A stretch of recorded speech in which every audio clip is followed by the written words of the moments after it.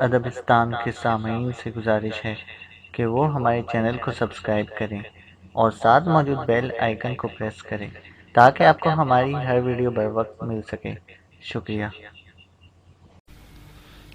بسم اللہ الرحمن الرحیم۔ برکائے خان، مصنف اسلم راہی MA، قسط نمبر 16۔ خیموں کے شہر سرائے باتو میں ایک رات موسلا دھار بارش ہو رہی تھی۔ سرتاق ولیم کے خیمے میں داخل ہوا۔ راہب ولیم سردی سے بچنے کے لیے آگ کے انگاروں کے پاس بیٹھا ہوا تھا اور دونوں قبرصی تیغ زن جن کے نام باربک اور سرجیس تھے وہ بھی راہب ولیم کے دائیں بائیں بیٹھے تھے۔ سرتاق جب خیمے میں داخل ہوا تو اس کے پیچھے پیچھے 2 مسلح منگول بھی داخل ہوئے جنہوں نے اپنے آپ کو بارش اور سردی سے بچانے کے لیے قیمتی سمور میں چھپا رکھا تھا۔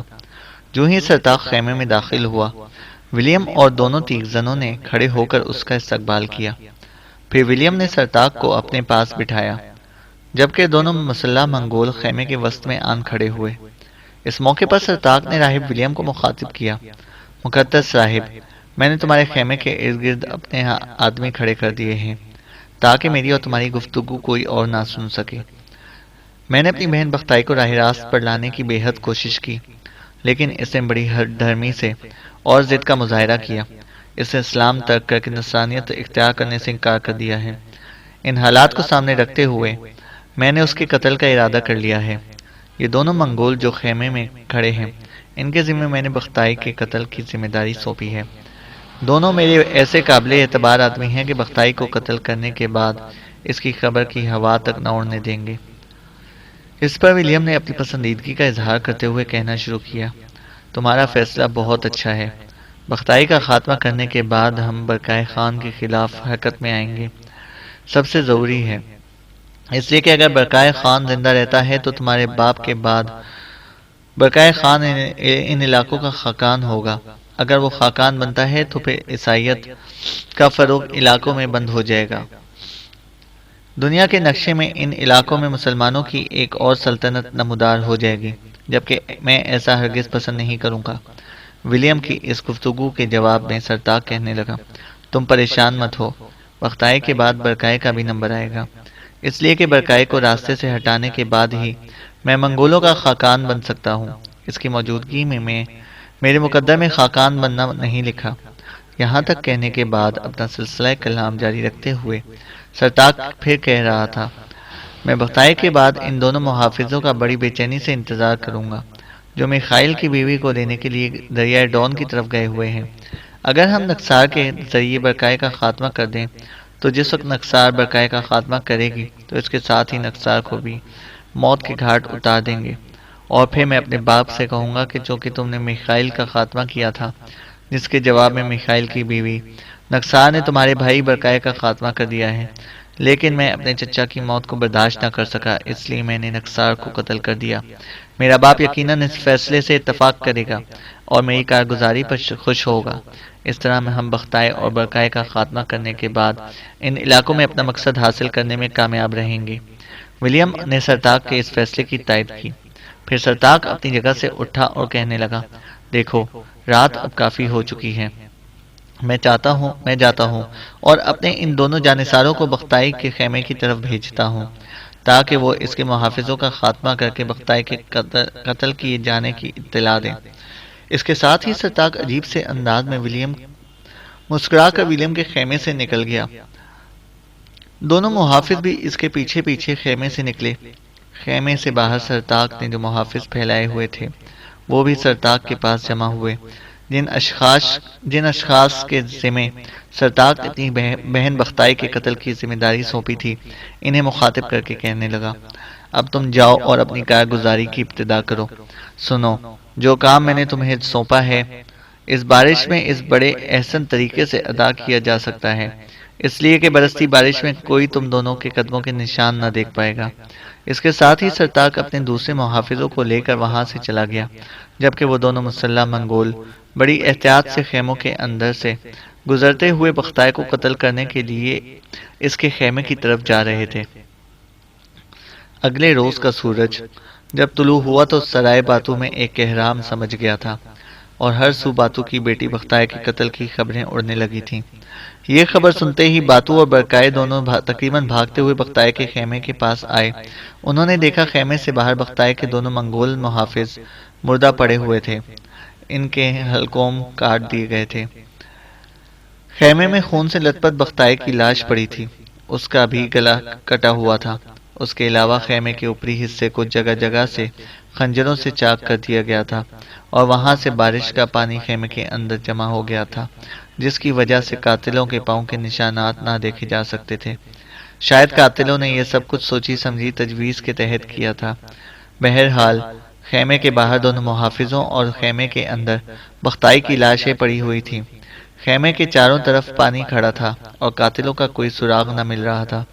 بختائی کو خیمے کے اندر خون میں لت پت دیکھتے ہوئے باتو کا چہرہ چتا کی آگ اور دہکتے ہوئے آتش فشاں کی صورت اختیار کر گیا۔ اس کی آنکھوں میں دکھ کے نگر جیسا انقلاب برپا ہو گیا۔ دوسری جانب برکائے کی حالت بھی مختلف نہ تھی۔ اس کے چہرے پر بھی بھنور کی گرہیں جبر کی دھول جوش مار رہی تھی، جبکہ اس کی آنکھوں کے اندر سرکش اور بے زنجیر جذبے اور موت کی اندھی چاپ رقص کنا تھی۔ قبل اس کے باتو اپنی بیٹی کی موت پر اپنے جذبات کا اظہار کرتے ہوئے کچھ کہتا، اس سے پہلے ہی برکائے بول اٹھا، میرے عزیز و محترم بھائی، تو جانتا ہے بختائے کو میں نے اپنی سگی بیٹی کی طرح چاہا ہے اور وہ مجھے باپ کی طرح پیار کرتی تھی۔ میری بیٹی بختائے کے قاتل جو بھی ہوئے، یاد رکھنا میں ان کے حلقوم کاٹوں گا، اور اگر وہ زمین کی تہ میں بھی چلے گئے، برفانی سرزمینوں کی پاتال میں بھی اتر گئے، تو میں ان کا تعاقب کروں گا اور ان کے اعضاء کاٹوں گا۔ میں ان سے اپنی بیٹی بختائے کا انتقام لوں گا۔ یہاں تک کہنے کے بعد عجیب سے انداز میں برکائے رک گیا۔ پھر وہ راہب ولیم اور اپنے بھتیجے سرتاق کی طرف سوالیہ سے انداز میں دیکھ رہا تھا۔ برکائے کے اس طرح دیکھنے سے دونوں نوجوانوں کے چہروں پر قتل گاہوں کے مقروض اور زخم خوردہ زبان جیسی ہو کر رہ گئی۔ راہب ولیم کی حالت بھی اس سے مختلف نہ تھی۔ قبل اس کے سرتاق یا ولیم میں سے کوئی اپنے جذبات کا اظہار کرتے ہوئے کچھ کہتا، برکائے کی اس گفتگو کا جواب دیتے ہوئے باتو کہہ رہا تھا، عزیز بھائی، تو ٹھیک کہتا ہے، قسم نیلے جاودانی آسمان کی، بختائی میری نسبت تم سے زیادہ پیار کرتی تھی، بلکہ یوں جانو میں یہ خیال کرنے لگا تھا کہ میری نسبت وہ تمہیں ہی اپنا باپ سمجھنے لگی ہے۔ میرے بھائی، تیرا دعویٰ درست ہے، قاتل جو بھی ہیں میرے ہاتھوں سے بچ نہیں سکیں گے، قسم نیلے جاودانی آسمان کی، قتل میں اگر میرا بیٹا بھی ملوث ہوا تو میں اس کی بھی گردن کاٹ کر رکھ دوں گا، اس لیے کہ بختائی میرے جسم کا ایک حصہ تھی۔ یہاں تک کہنے کے بعد باتو رکا۔ اس کے بعد وہ پھر اپنے جذبات کا اظہار کرتے ہوئے کہہ رہا تھا، اپنی ذات کے بعد اگر میں نے کسی کو سب سے زیادہ چاہا ہے تو وہ میری بیٹی بختائے تھی۔ اس کے قاتل جہاں بھی جائیں گے میری گرفت سے نہ بچ سکیں گے۔ اس پر سرتاق آگے بڑھا اور اپنے باپ باتو کے شانے پر ہاتھ رکھ کر کہنے لگا، آپ کا کہنا درست ہے، میری بہن کے قاتل جو بھی ہوئے، جو بھی اس قتل میں ملوث ہوا، وہ ہمارے خونی انتقام سے نہ بچ سکے گا۔ یہ کوئی معمولی قتل نہیں ہے، خاقان کی بیٹی کو قتل کیا گیا ہے اور اس قتل کو کسی بھی صورت معاف نہیں کیا جا سکتا۔ باتو نے اپنے بیٹے سرتاق کی گفتگو کا جواب کچھ نہ دیا۔ جوش انتقام میں اس نے اپنی گردن گرا دی تھی۔ اس کے بعد بس سب بختائے اور اس کے محافظوں کو دفن کرنے کا اہتمام کرنے لگے۔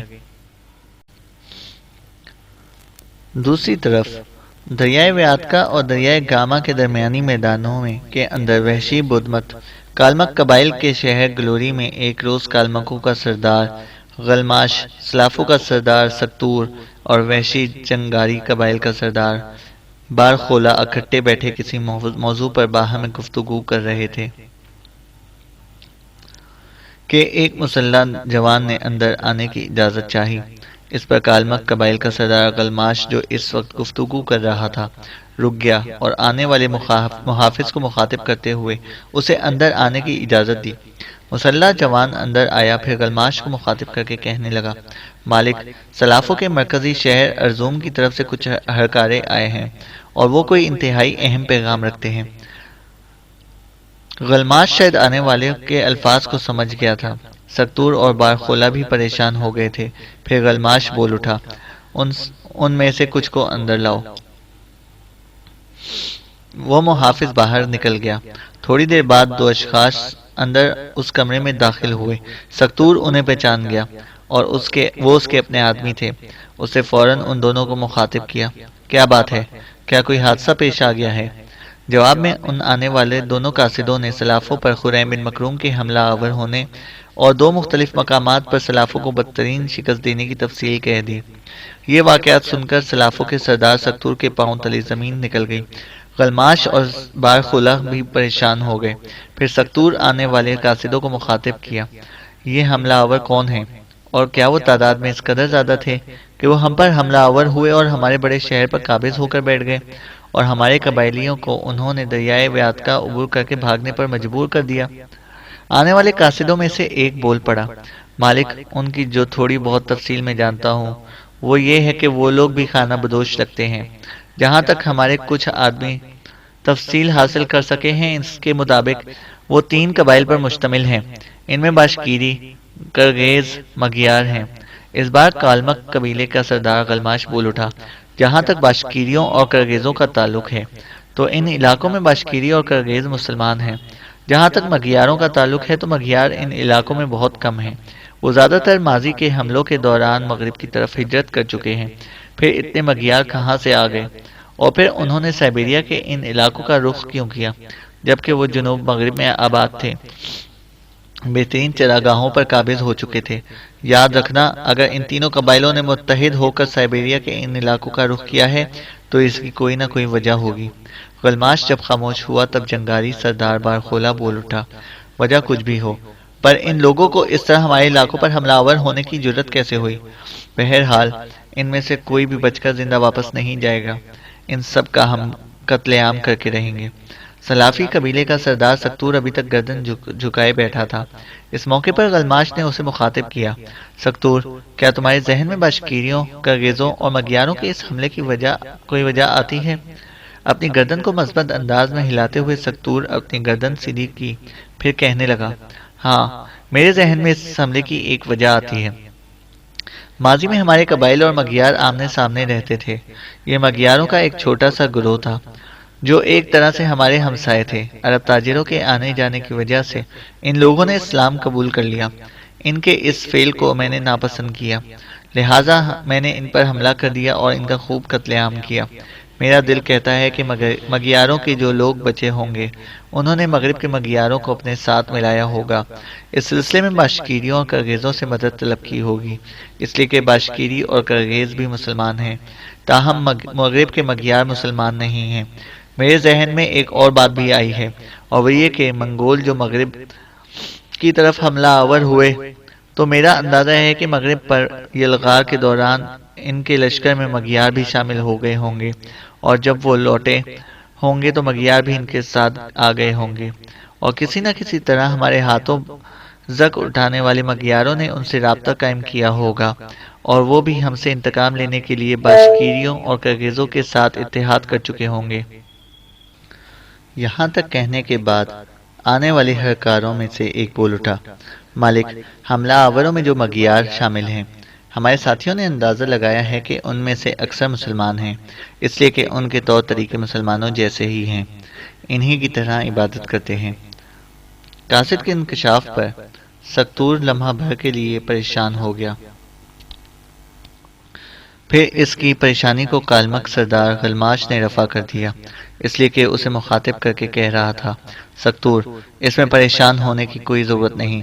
اگر مگیار، باشکیری اور کرگیز اتحاد کر چکے ہیں تو ہم بھی ان کے مقابلے میں 3 قبائل ہیں، سلاف ہیں، کالمک اور جنگاری ہیں، اور انہیں ہم ایسی مار ماریں گے کہ زندگی بھر بھلا نہیں سکیں گے۔ ان کے کیے کہ ہم انہیں ایسی سزا دیں گے کہ اس وقت جو انہوں نے تمہارے شہر ارزوم پر قبضہ کر لیا ہے تو وہاں سے ہم کسی کو بھاگ کر اپنی جان بچانے کی مہلت نہیں دیں گے۔ میرے خیال میں اٹھو بارخولہ، تم اپنے قبیلے کی طرف جاؤ اور اپنا لشکر لے کر یہاں پہنچو۔ جتنے دن تک تم نہیں پہنچتے میں یہاں رک کر تمہارا انتظار کروں گا۔ سکتور، تم بھی اپنے محافظ دستے کے ساتھ یہاں سے کوچ کر جاؤ اور تمہارا شکست خوردار لشکر جو دریائے ویاتکا کو عبور کر کے ہمارے علاقوں میں داخل ہوا ہے، اسے دریائے ویاتکا کے بائیں کنارے روک کر استوار کرو۔ بارخولہ جب اپنے جنگاری لشکر کے ساتھ میرے پاس آئے گا تو ہم دونوں متحد ہو کر دریائے ویاتکا کے کنارے تم سے آن ملیں گے۔ اس کے بعد ہمارا یہ متحدہ لشکر دریائے ویاتکا کو عبور کرے گا اور تمہارے شہر ارزوم پر قبضہ کر لینے والے باشکیریوں، کرگیزوں اور مگیاروں کے خلاف حرکت میں آئے گا۔ پھر میں دیکھتا ہوں اپنی جانیں بچانے کے لیے ہمارے سردار ہمارے سامنے اپنا دفاع کیسے کرتے ہیں۔ اس کے ساتھ ہی کالمک سردار غلماش کی تجویز کے مطابق عمل کیا گیا۔ بارخولہ اسی دن اپنے قبیلے کی طرف روانہ ہو گیا، جبکہ سکتور بھی اپنے شکست خوردہ لشکر کو استوار کرنے کے لیے دریائے ویاتکا کا رخ کر گیا۔ کچی مٹی کی فصیل پر مشتمل سلافوں کے شہر ارزوم میں ایک روز خریم کے یورت میں کچھ خود خریم، قریش، کوچمان، گوچلوک، بشار، تائسی دونوں کی مائیں سمنائی اور منگتائی بیٹھی ہوئی تھیں۔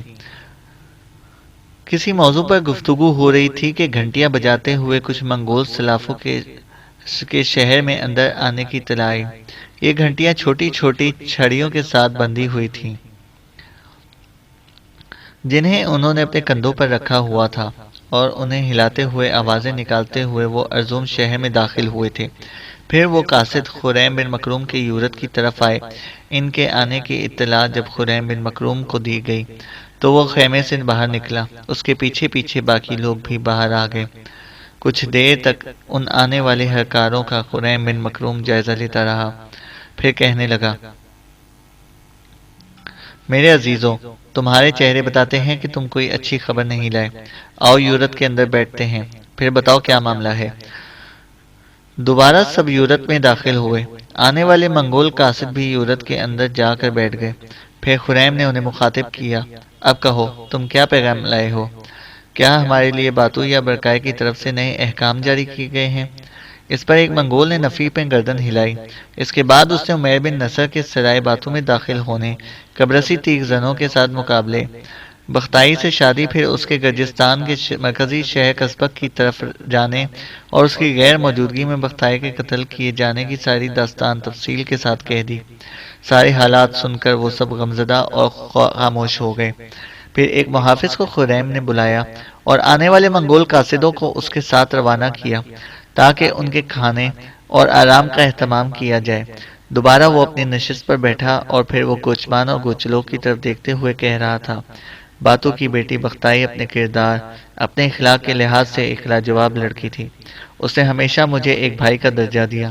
ہمارے لیے یہ بات تو خوش آئند تھی کہ ہمارا بھائی عمیر بن نصر سرائے باتو میں داخل ہوا اور اس نے بختائی کے عقیدے کی حفاظت کی خاطر اس سے شادی کی، حالانکہ میں جانتا تھا کہ وہ تھمر کو پسند کرتا ہے، لیکن اس کی غیر موجودگی میں یوں بختائی کا مارا جانا انتہائی دکھ اور افسوس کا باعث ہے۔ خریم بن مکروم کی اس گفتگو کا جواب گوچمان اور کچھ لوگ میں سے کوئی دینا ہی چاہتا تھا کہ ان میں سے پہلے ہی بشار بڑے دکھ بھرے انداز میں خریم کی طرف دیکھتے ہوئے انتہائی میٹھی آواز میں کہہ رہی تھی: آپ کا کہنا درست ہے، بختائی جیسی لڑکیاں بہت کم ملتی ہیں۔ جہاں اس نے آپ اور قریش کو ہمیشہ بھائی کا درجہ دیا، وہاں اس نے مجھے اور تائسی کو اپنی چھوٹی بہن کی طرح جانا۔ وہ ہم سے بے پناہ محبت کرتی تھی، زیادہ کسی سے اٹھنے بیٹھنے والی لڑکی نہ تھی، نہ ہی گھل مل جانے والی تھی۔ اسلام قبول کرنے کے بعد اس کا زیادہ اٹھنا بیٹھنا میرے اور تائسی ہی کے ساتھ تھا۔ میں سمجھتی ہوں کہ سرائے باتو میں جو آپ کے بھائی عمیر بن نصر کی غیر موجودگی میں بختائی کو قتل کیا گیا ہے، تو یہ کوئی عام قتل نہیں، اس کے پیچھے ضرور کوئی سازش ہوگی۔ بشار جب خاموش ہوئی تو اس کی طرف دیکھتے ہوئے خریم بول اٹھا: بشار، تمہارا کہنا درست ہے۔ میں سمجھتا ہوں کہ عمیر بن نصر کی غیر موجودگی میں اس سازش کی تکمیل کی گئی ہے۔ اگر بختائی کو اس طرح قتل کیا جا سکتا ہے تو پھر یہ اندازہ لگانا مشکل نہیں کہ وہاں برکائے کی جان بھی خطرے میں ہو سکتی ہے۔ میرے خیال میں کچھ لوگوں کو بختائی کا اسلام قبول کرنا ناگوار گزرا ہے اور اسی بنا پر اسے موت کے گھاٹ اتار دیا گیا ہے۔ اس سلسلے میں جہاں تک میں ان کے اندر رہتے ہوئے سمجھ سکا ہوں، اور اس میں بختائی کے بھائی سرتاق کو بھی مشکوک نگاہ سے دیکھا جا سکتا ہے۔ سرتاق کے علاوہ مغرب کے نائٹ جو باتو کے لشکر میں شامل ہو چکے ہیں، وہ بھی اس سلسلے میں مشکوک سمجھے جا سکتے ہیں۔ بہرحال دیکھتے ہیں بختائی کے اس قتل کا کیا نتیجہ نکلتا ہے۔ فی الحال عمیر گرجستان کی طرف گیا ہوا ہے، میرے خیال میں وہ چند دن تک نہیں لوٹے گا۔ یہاں تک کہنے کے بعد خریم اپنے چھوٹے بھائی قریش کی طرف دیکھتے ہوئے کہنے لگا، قریش میرے بھائی، چند دن تک حالات کا جائزہ لیتے ہیں، اس کے بعد میں سمجھتا ہوں کہ تم اپنے چند دستوں کے ساتھ سرائے باتو کی طرف کوچ کر جانا۔ اتنی دیر تک شاید گرجستان سے عمیر واپس آ چکا ہو، پھر دونوں بھائی سرائے باتو میں قیام کرنا، حالات کا جائزہ لینا۔ یاد رکھنا، گرجستان سے واپسی کے بعد عمیر ضرور بختائی کے قاتلوں سے انتقام لینے کے لیے سرگرداں ہوگا، اور میں نہیں چاہتا اس سلسلے میں وہ اکیلا سرائے باتو کے اندر دھکے کھاتا رہے۔ یہ ٹھیک ہے، برقائے خان اپنے ساتھیوں کے ساتھ اس کی مدد پر ہوگا، لیکن میرے بھائی پھر بھی تم وہاں جانا، تمہاری موجودگی میں اسے تقویت حاصل ہوگی، ساتھ ہی اسے اپنی اس مہم کی تفصیل بھی بتانا۔ خریم بن مکروم کی اس تجویز سے اس کے بھائی قریظ نے اتفاق کیا۔ اس کے جواب میں کوچمان خریم بن مکروم کو اس سلسلے میں مخاطب کر کے کچھ کہنے ہی والا تھا کہ ایک منگول یورت کے دروازے پر نمودار ہوا اور خریم کو مخاطب کر کے کہنے لگا، کچھ ہرکارے آئے ہیں اور وہ سلافوں، کالمکوں اور جنگاری قبائل کی طرف سے ہو کر نہیں آئے۔ اس خبر سے سب چونک سے گئے۔ پھر خریم نے اس آنے والے مسلح جوان کو مخاطب کیا، جو ہرکارے یہ خبر لے کر آئے ہیں انہیں ذرا یورت میں لاؤ۔ ہرکارے تھوڑی دیر بعد یورت میں داخل ہوئے۔ انہیں مخاطب کرتے ہوئے خریم بن مکروم کہنے لگا، میرے عزیزو، جو خبریں تم لائے ہو وہ تفصیل سے کہو۔ اس پر ان آنے والے قاصدوں میں سے ایک خریم بن مکروم کو مخاطب کرتے ہوئے بول اٹھا، ابن مکروم، جو خبر ہم لائے ہیں وہ اچھی نہیں۔ اگر ہم پہلے سے تیاری کر لیں تو ہم اپنے دفاع کو مضبوط اور مستحکم کر سکتے ہیں۔ یہاں تک کہنے کے بعد وہ ہرکارہ رکا، پھر اپنا سلسلہ کلام آگے بڑھاتے ہوئے کہنے لگا، میں آپ پر انکشاف کروں کہ جس وقت ہم نے سلافوں پر حملہ آور ہو کر ان کے مرکزی شہر ارزوم پر قبضہ کر لیا، اس وقت سلافوں کا سردار سکتور کالمک قبائل کے مرکزی شہر گلوزی کی طرف گیا ہوا تھا۔ صرف سلاف نہیں بلکہ جنگاریوں کا سردار بارخولہ بھی وہاں موجود تھا۔ کسی عام موضوع پر تینوں سردار اکٹھے ہوئے تھے۔ جس وقت وہ کسی موضوع پر گفتگو کر رہے تھے، وہیں ان کے قاصدوں نے ہمارے ہاتھوں سلافوں کی شکست اور ان کے شہر ارزوم پر قبضہ کر لینے کی اطلاع دی۔ اس پر تینوں قبائل کے سردار بھڑک اٹھے۔ سلافوں کا جو لشکر ہمارے ہاتھوں شکست اٹھانے کے بعد دریائے ویاتکا کو عبور کر کے چلا گیا تھا، اب وہ دریائے ویاتکا کے بائیں کنارے استوار ہو چکا ہے۔ ان کا سردار سکتور بھی ان میں پہنچ چکا ہے۔ دوسری جانب جنگاری قبیلے کا سردار بارخولہ بھی اپنے لشکر کو لے کر کالمکوں کے مرکزی شہر گلوزی پہنچا۔ وہاں اس کی آمد تک کالمکوں نے بھی اپنے سردار غلماش کی سرکردگی میں ایک بہت بڑا لشکر تیار کر لیا تھا۔ اب صورتحال کچھ اس طرح ہے کہ سلافوں کا سردار سکتور اپنے لشکر کے ساتھ دریائے ویاتکا کے کنارے اپنے لشکر کی حالت درست کر رہا ہے، جبکہ کالمک اور جنگاری اپنے اپنے سرداروں کی سالاری میں ایک بہت بڑا اور جرار لشکر لے کر ان علاقوں کا رخ کر رہے ہیں جہاں سکتور نے اپنے لشکر کے ساتھ پڑاؤ کر رکھا ہے۔ تینوں سردار اپنے متحدہ لشکر کو لے کر دریائے ویاتکا کو عبور کریں گے اور ہم پر حملہ آور ہونے کی کوشش کریں گے۔ جس رفتار سے وہ آگے بڑھ رہے ہیں، اگر وہ اسی رفتار سے آگے بڑھتے رہے تو میرے خیال میں انہیں کم از کم ایک دن ضرور لگ جائے گا۔ اس دوران ان کا مقابلہ کرنے کے لیے میرے خیال میں ہم اپنی تیاری کو آخری شکل دے سکتے ہیں۔ ان خبروں کی اس اطلاع پر خریم بن مکروم نے ان کا شکریہ ادا کیا، انہیں آرام کرنے کا مشورہ دیا۔ پھر کچھ دیر سوچ بچار کے بعد وہ اپنی جگہ پر اٹھ کھڑا ہوا۔ اس کی طرف دیکھتے ہوئے باقی لوگ بھی اٹھ کھڑے ہوئے۔ سب یورت سے باہر آئے۔ پھر بشار کی طرف دیکھتے ہوئے خریم بن مکروم کہنے لگا، بشار، تائسی اور تم دونوں کی مائیں یہیں یورت میں آرام کرو، میں ذرا اس سلسلے میں تورائی اور کچلی خان سے مخاطب کرتا ہوں۔ پھر دیکھتے ہیں ان تینوں وحشی قبائل کا متحدہ لشکر کا ہم نے کس طرح سامنا کرنا ہے۔ خریم بن مکروم کے کہنے پر بشار، تائسی، سمنائی اور منگتائی پھر یورت میں چلی گئیں، جبکہ خریم، قریظ، کوچمان اور کچھ لوگ یورتوں کے اس شہر کے وسطی حصے کا رخ کر رہے تھے۔ تھوڑی دیر بعد سب ایک یورت میں داخل ہوئے۔ یورت میں وہاں پہلے تو تورائی اور کچلی خان اکٹھے بیٹھے کسی موضوع پر گفتگو کر رہے تھے۔ ان سب کے آنے پر اپنی جگہوں سے اٹھ کر دونوں نے ان کا استقبال کیا۔ پھر جب سب نشستوں پر بیٹھ گئے تب سلافی، کالمک اور جنگاری قبائل کی طرف سے جو نئی صورتحال سامنے آ رہی تھی، اس کی تفصیل ان دونوں سے کہہ دی۔ کچھ دیر خاموشی رہی، پھر تورائی خان خریم بن مکروم کی طرف دیکھتے ہوئے کہنے لگا، میرے عزیز بھائی، اس سلسلے میں تمہاری کیا تجویز ہے؟ جہاں تک میں ان تینوں قبائل کے متعلق جانتا ہوں، یہ بے پناہ انفرادی قوت رکھتے ہیں۔ میرا اندازہ یہ ہے کہ انہیں کئی لشکر لے کر ہم پر حملہ آور ہوں گے اور ہمیں بد سے بدتر حالات کا مقابلہ کرنے کے لیے تیار رہنا چاہیے۔ یہ تینوں قبائل ایک طرح سے وحشی ہیں، انسانیت اور حیوانیت میں تمیز قسم کی کوئی چیز نہیں رکھتے۔ بہرحال ہم ان سے خوب نپٹیں گے، اور ایسا نپٹیں گے کہ وہ صدیوں تک یاد رکھیں۔ اب اگر تینوں قبائل ایک متحدہ اور بہت بڑے لشکر کے ساتھ دریائے ویاتکا کو عبور کرنے کے بعد ہماری طرف بڑھ رہے ہیں، تو اس سلسلے میں آپ کا کیا لائحہ عمل ہونا چاہیے؟ خریم بن مکروم نے کچھ سوچا، پھر تورائی خان اور کشلی خان کی طرف دیکھتے ہوئے کہنے لگا، اب تک میں کسی پر اپنا لائحہ عمل ظاہر نہیں کیا۔ دراصل میں تم دونوں سے گفتگو کرنے کے بعد اپنی تجویز پیش کرنا چاہتا تھا۔ اس وقت میرے ذہن میں جو بات آئی ہے وہ اس طرح ہے کہ آنے والی شب میں ہمیں ارزوم شہر کو خالی کر دینا چاہیے۔ شہر میں داخل ہونے کے جو 4 دروازے ہیں، انہیں جس طرح اب ہم نے کھڑے کر کے بند کر رکھا ہے، ویسے کہ ویسے رہنے ہی چاہیے، تاکہ حملہ آور یہی خیال کریں کہ ہم نے ارزوم شہر کے اندر پڑاؤ کر رکھا ہے۔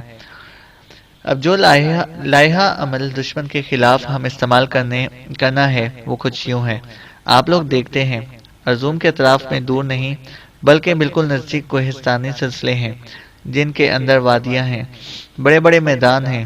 رات کو ایسا کریں گے کہ وہ چھکڑے کھڑے رہیں گے کہ جنہوں نے شہر کے راستے کو مضبوط کر رکھے ہیں، باقی کے سارے چھکڑوں کے اندر اپنی عورتوں اور اپنی ضروریات کا سارا سامان بھر کر ارزوم شہر کے مغرب میں جو کوہستانی سلسلہ ہے، اس کی گھاٹیوں اور دروں کے اندر اپنا سامان احتیاط کے ساتھ رکھ دیا جائے۔ عورتوں اور بچوں بوڑھوں کو بھی وہیں رکھا جائے گا۔ اس کے بعد لشکر کو 3 حصوں میں تقسیم کیا جائے گا۔ ایک میرے پاس ہوگا، میرا بھائی میرے ساتھ ہوگا۔ ایک لشکر تورائی خان تمہارے اور کچلی خان کے پاس ہوگا، اور لشکر کا تیسرا حصہ کوچمان اور محترم گوچلوک کی نگرانی میں کام کرے گا۔ لشکر کا جو حصہ میرے پاس ہوگا، اسے لے کر میں ارزوم شہر کے غربی حصے میں جو کوہستانی سلسلہ ہے وہاں گھات لگا لوں گا، بالکل وہیں جہاں ہم اپنی عورتوں، بچوں اور سامان والے چھکڑے کھڑے کریں گے۔ تورائی خان اور کشلی خان، تم لوگ اپنے حصے کے لشکر کے ساتھ ارزوم شہر کے شمال میں گھات لگاؤ گے، جبکہ جنوب کی طرف محترم گوچمان اور گوچلوک ہوں گے۔ ہم صرف دریائے ویاتکا والی جگہ خالی رکھیں گے، کیونکہ اس طرف سے دشمن نے دریا عبور کرنے کے بعد ارزوم شہر کا رخ کرنا ہے۔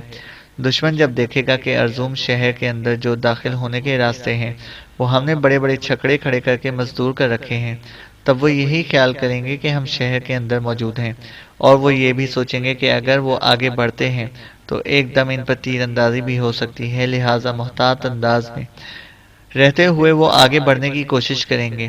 اس دوران ہم نے 2 کام کرنے ہیں۔ پہلا کام یہ ہوگا کہ اگر وہ رات کے وقت ارزوم شہر پر شب خون مارنے کی کوشش کرتے ہیں تو میری طرف سے جلتے ہوئے پروں کا ایک تیر فضا میں چھوڑا جائے گا، جو حملہ آور ہونے کی نشانی ہوگا۔ تیر کے فضا میں بلند ہوتے ہی مغربی طرف سے میں، شمال کی طرف سے تورائی خان اور کشلی خان، اور جنوب کی طرف سے محترم گوچمان اور گوچلوک بڑے خوشکن انداز میں تکبیریں بلند کرتے ہوئے اپنے حملوں کی ابتدا کریں گے، اور اگر دشمن دن کے وقت ارزوم کا شہر کا گھیراؤ اور محاصرہ کرنے کی کوشش کرتا ہے، تب شمال اور جنوب میں رہنے والے ہمارے لشکری مغرب کی طرف دھیان رکھیں گے۔ مغرب میں جب کوہستانی سلسلے کے اوپر سرخ جھنڈی لہرائی جائے گی تو سرخ جھنڈی اس بات کا اشارہ ہوگی کہ حملے کی ابتدا کرنی ہے، اور وہ سرخ جھنڈی دیکھتے ہی تینوں لشکر ایک ساتھ پیش قدمی کرتے ہوئے حملہ آوروں پر ٹوٹ پڑیں گے۔ مجھے امید ہے کہ ایسا کر کے ہم ان وحشی قبائل کے لشکر کو اگر واضح اور بدترین شکست نہ دے سکے تو کم از کم انہیں ارزوم شہر کے نواح سے ہٹ جانے پر مجبور ضرور کر دیں گے۔ یہاں تک کہنے کے بعد خریم بن مکروم خاموش ہو گیا، پھر سارے سالار آپس میں مشورہ کرتے رہے اور کسی لائحہ عمل پر پہنچنے کے بعد اٹھ کھڑے ہوئے۔ اسی روز مغرب کی نماز کے بعد لشکر کے تینوں حصے اپنی اپنی گھات کی طرف چلے گئے۔ لشکر میں جس قدر عورتیں، بچے اور بوڑھے تھے انہیں چھکڑوں میں سوار کر دیا گیا، اور جس جگہ خریم بن مکروم نے گھات لگائی تھی وہاں چھکڑوں کو حفاظت کے ساتھ کھڑا کر دیا گیا۔ رات جس وقت عشاء کی نماز کے بعد گہری ہونا شروع ہو گئی، تب منگول ہرکاروں نے آ کر خریم بن مکروم کو خبر دی کہ دشمن اپنے کام کی ابتدا کر چکا ہے، اور یہ کہ سلاف و کالمک اور جنگاریوں کا متحدہ لشکر دریائے ویاتکا کو عبور کرنے کے بعد ارزوم شہر کا محاصرہ کر چکا ہے۔ یہ خبر سننے کے بعد خریم بن مکروم نے اپنے کام کی ابتدا کی۔ جس قدر لشکر اس کی کمان میں تھا اسے اس نے مستعد اور تیار کر دیا۔ گھات کے اندر ہی رہتے ہوئے اپنے لشکر کے آگے اپنے گھوڑے پر سوار ہوا۔ رات کی گہری تاریکی میں ایک بار اس نے آسمان کی طرف دیکھا، پھر انتہائی رکت میں وہ اپنے خداوند قدوس کو مخاطب کرتے ہوئے دعا مانگ رہا تھا۔ اے خدائے مہربان و عظیم، تو ہی زمین کے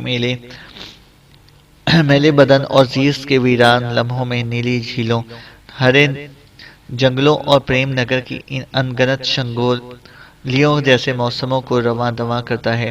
تو ہی ہستی کی راہ گزار کی بھول بھلائیوں میں نڈھال قدموں کو امید کی توانائی دیتا ہے۔ آتی جاتی چاندنی کی لہروں اور صدیوں کے گناہ آلود ملبوں کو تو ہی تو کرنوں کے سرگرداں رت اور کہنا امیدوں کا نسوں دینے والا ہے۔ اے میرے اللہ، اندھیری رات کے طوفانوں، صبح کی گونجتی اذانوں میں تو ہی روشنی کی بستیاں اور صداؤں کی تڑپ پیدا کرتا ہے۔ غموں کے ہجوم میں تو ہی تو قدیم عکس کے لیے آئینوں کے اندر خوابوں کے اوتاقوں اور خوشیوں کے مخصوص لمحے لیے الفتوں کے اتاہ جذبوں کو جنم دیتا ہے۔ میرے اللہ، اجل کی کار کشا زیست میں تو ہی نمود کی لامکاں کو ان کی حیت عطا کرنے والا ہے۔ اے میرے اللہ، دشمن ضمیر کو شکستہ کردی وحشت کے موسموں، جسموں کا رنگ و روغن بگاڑتی قہر کے حلقوں کی طرح ارزوم شہر کا محاصرہ کر چکا ہے۔ عمروں کے خیموں کے اکھاڑ دینے والے امٹتے ناشنا سرخ طوفانوں کی طرح ہماری زندگی کے در پہ ہے۔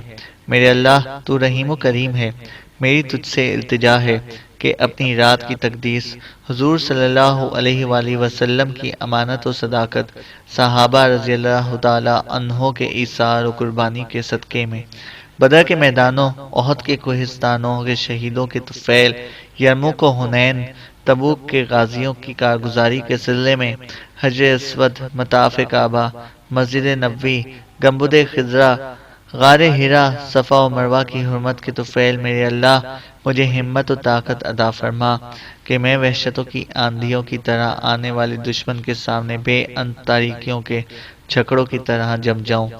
میری مدد فرما کہ میں دشمن کے سامنے زندگی کا ذائقہ بدل دینے والا خوفناک سیال جذبہ ثابت ہوں۔ میرے اللہ، میں تیری نصرت کا طلبگار ہوں۔ مجھے اس قابل بنا دے کہ میں انتقام کی کھوج میں جلد تھل بربادی کو جنم دینے والا تجسس بن کر دشمن کے سامنے آؤں اور ان کی اپنے انتقام کی تکمیل کروں۔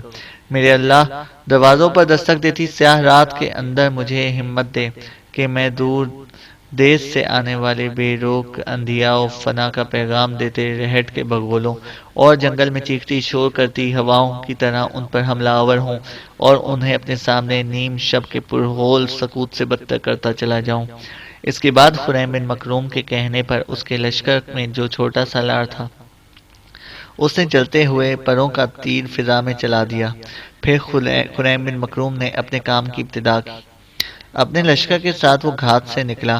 پھر تھوڑی دیر بعد وہ سلافوں، جنگاریوں، کالمکوں کے متحدہ لشکر پر فاصلوں میں لپٹی خاموشیوں کے اندر گہرائیوں میں ڈبو دینے والی خوابوں، عالم وجدان میں رقص کرتے وحشت بھرے عذابوں، ماضی کے بند اولاخوں سے نکل کر ہر شے کی حالت پر جھڑ کے پیلے پتوں، یادوں کے بوسیدہ اور آگ کی طرح کر دینے والے پتھریلے لمحوں کی طوفانی یورش کی طرح حملہ آور ہوا تھا۔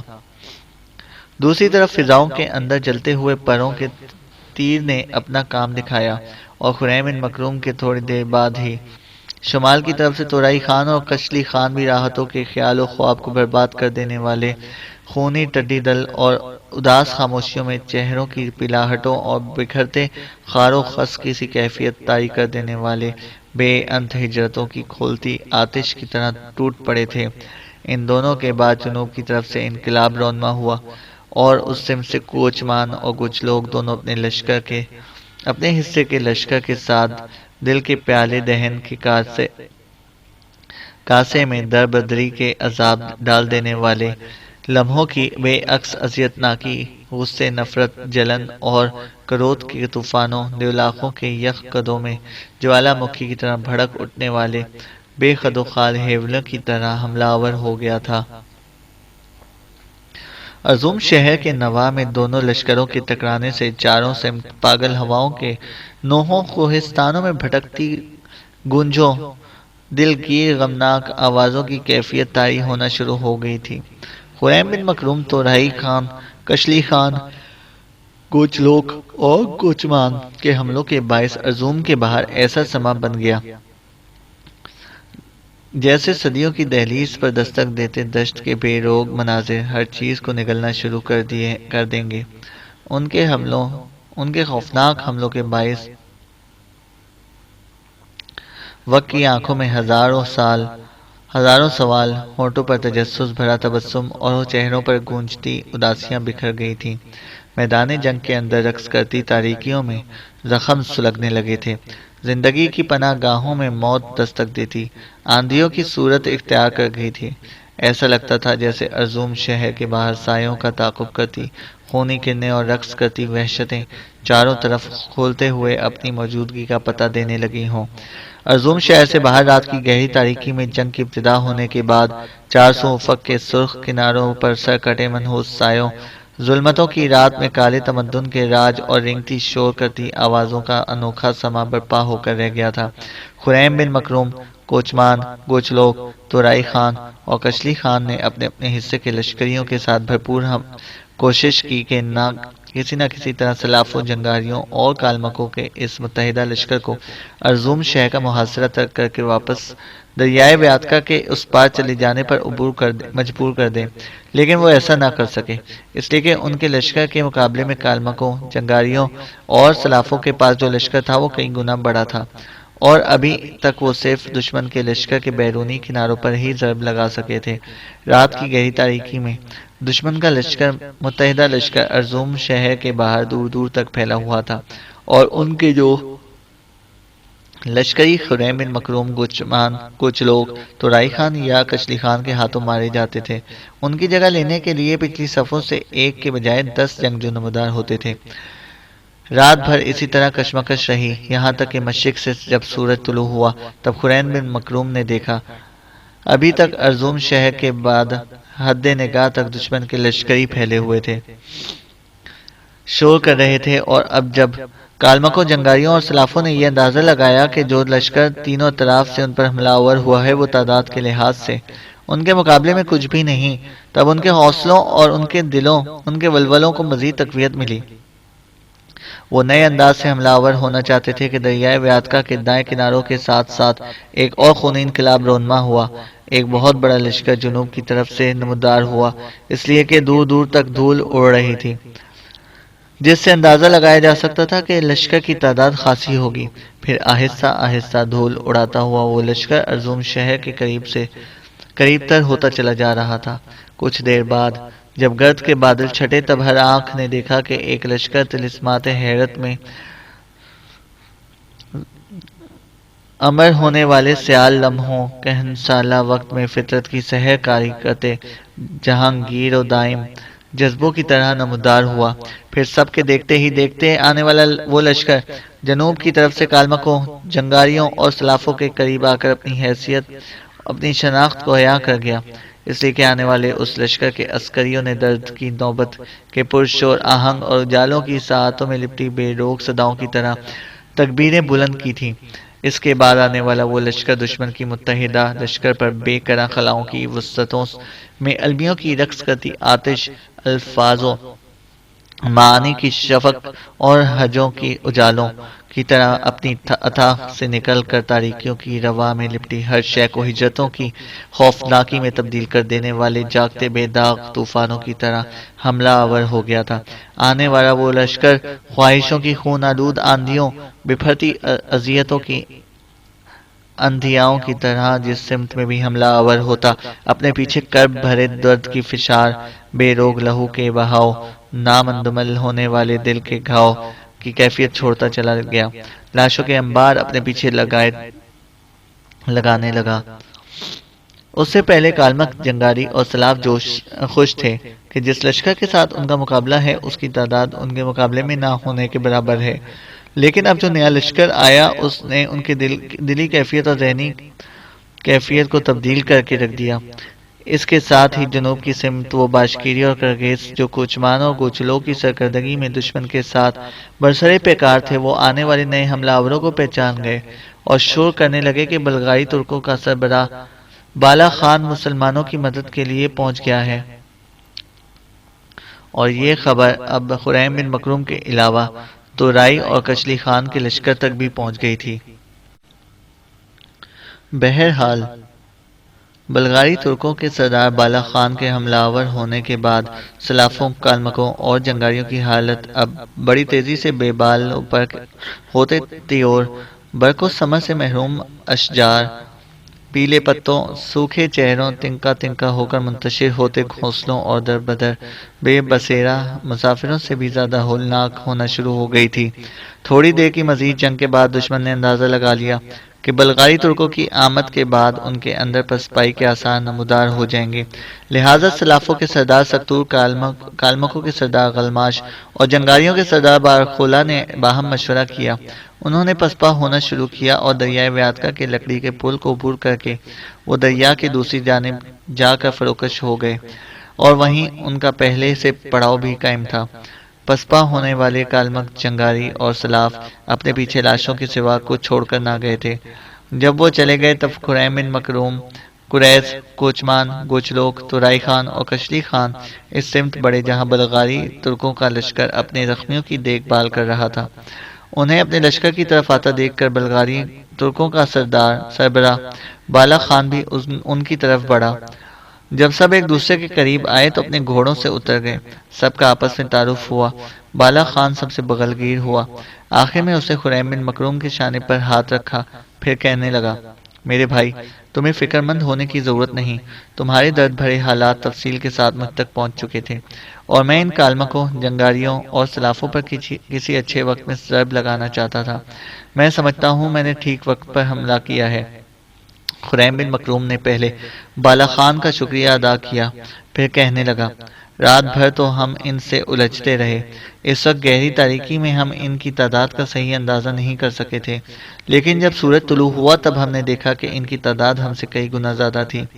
ان کی تعداد کو سمجھتے ہوئے ہمارے کچھ لشکری بددل بھی ہو گئے تھے، لیکن ہم نے ان کے ساتھ ٹکراؤ جاری رکھا اور سورج طلوع ہونے کے بعد جس وقت دریائے ویاتکا کے کنارے کنارے جنوب میں آپ کا لشکر دھول اڑاتا ہوا نمودار ہوا اور اس کے بعد ہمارے لشکر کے کچھ حصوں سے شور مچانا شروع کیا کہ بلغاری ترکوں کا سردار بالا خان آ گیا ہے، تب میں بتا نہیں سکتا کہ ہمارے لشکریوں کو آپ کے آنے کی وجہ سے کس قدر تقویت ملی۔ میرے بھائی، جنوب کی طرف سے حملہ آور ہو کر تم نے دشمن پر کیا خوب موت کی محبت کاری کی۔ ان کے احساس کے سایوں میں تلخ تعبیریں، ہجر کے قصوں کے عکس بھر کر رکھ دیے۔ میں خریم بن مکروم آپ اور آپ کے ساتھیوں کی خاموشیوں کی تہوں میں کلزموں کے مد و جزر جیسی جرات مندی، صبح سے شام تک ہر شے کو خاشاک کر دینے والی جان طلب ساعتوں کی شجاعت اور ظلم کے تاجروں کے خلاف کرب کا احساس لیے موت کی علامتوں جیسی آپ کی بے باکی کو سلام کرتا ہوں۔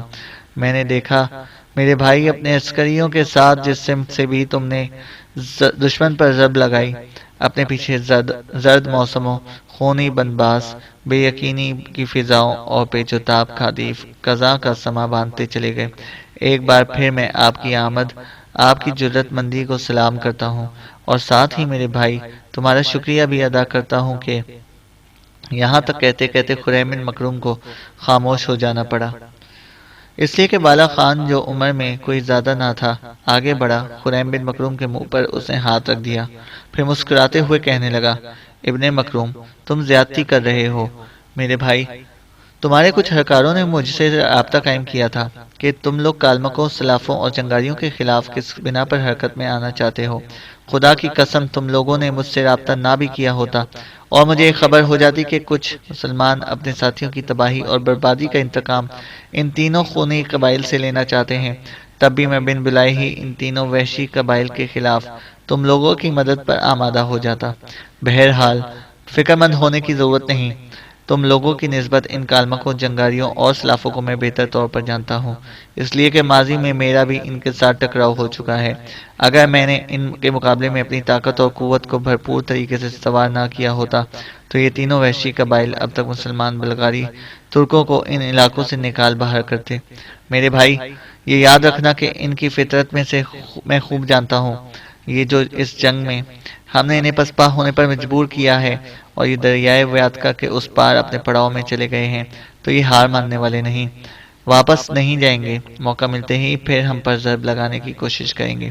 پہلے تو وہ یہ جاننے کی کوشش کریں گے کہ آج صبح ہی صبح جنوب کی طرف سے جو نیا لشکر آیا ہے وہ کس کا ہے۔